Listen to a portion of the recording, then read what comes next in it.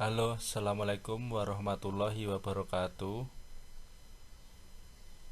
Perkenalkan, kami dari kelompok 4 yang beranggotakan yang pertama adalah Mas Agung Saprianto, kemudian Mbak Anissa Arsela, Mas Danang Wahyu Saputro, Iksan Arifuddin, Indri Valeni, dan Juan Triswanda. Pada kesempatan kali ini, kelompok kami akan menyajikan materi tentang kesadaran pada mata kuliah psikologi kognitif. Selanjutnya, yang pertama kali akan kita bahas adalah pengertian tentang kesadaran. Kata menyadari sesuatu, to be conscious of something, dalam bahasa Latin, pengertian aslinya adalah membagi pengetahuan tentang sesuatu itu dengan orang lain atau diri sendiri. Kata conscious atau sadar dan consciousness atau kesadaran pertama kali muncul dalam bahasa Inggris pada awal abad ke-17. Lewis 1960 seperti dikutip pada Zeman 2001. Rumusan kesadaran Paulik menjelaskan ada dua rumusan kesadaran, yaitu aspek fungsional kesadaran dalam pengertian perhatian dan awareness, serta aspek fenomenologis kesadaran dalam pengertian kesadaran diri yang menggambarkan kesadaran internal terhadap pengalaman sadar diri seseorang. Paulik juga mengutip pendapat Bichet pada tahun 1988 yang membedakan tiga rumusan kesadaran, yaitu yang pertama kesadaran C1, kedua kesadaran C2, dan ketiga kesadaran C3. Adapun kesadaran C1 menunjukkan kemampuan seseorang menyadari pengalaman subjektivitasnya, kemampuan seseorang mempersepsi variasi-variasi keadaan mental, kesadaran dalam pengertian yang sempit.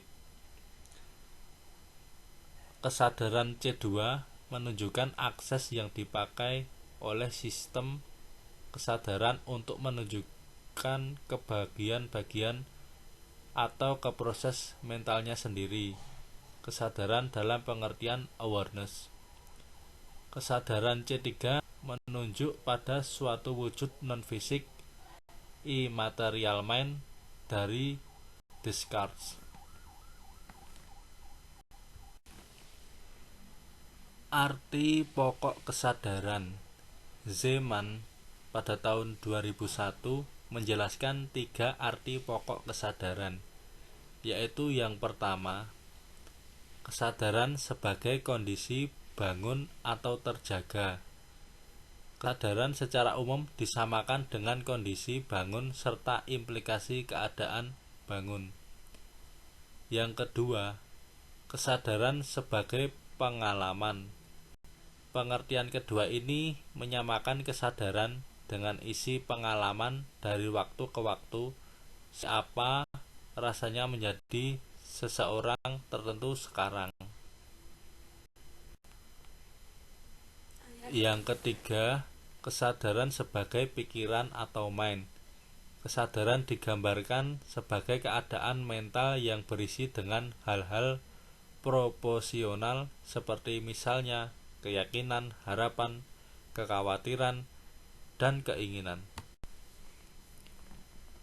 Fungsi-fungsi kesadaran. Bars dan McGovern pada tahun 1996 mengatakan fungsi kesadaran yaitu yang pertama, konteks setting, yakni fungsi di mana sistem-sistem bekerja untuk mendefinisikan konteks dan pengetahuan mengenai suatu stimuli yang datang ke dalam memori. Yang kedua, adaptasi dan pembelajaran, yang mengendalikan bahwa keterlibatan sadar diperlukan untuk menangani informasi baru dengan sukses. Ketiga, prioritas fungsi akses di mana kesadaran diperlukan untuk mengakses besarnya jumlah informasi yang tersedia di tingkat ketidaksadaran. Keempat, rekrutmen dan kontrol di mana kesadaran memasuki sistem-sistem motorik untuk menjalankan tindakan-tindakan sadar. Adapun yang kelima yaitu pengambilan keputusan dan fungsi eksekutif, berperan membawa informasi dan sumber daya keluar dari ketidaksadaran untuk membantu mengambil keputusan dan penerapan kendali. 6. Deteksi dan penyuntingan kekeliruan, berfokus pada kesadaran yang memasuki sistem norma kita.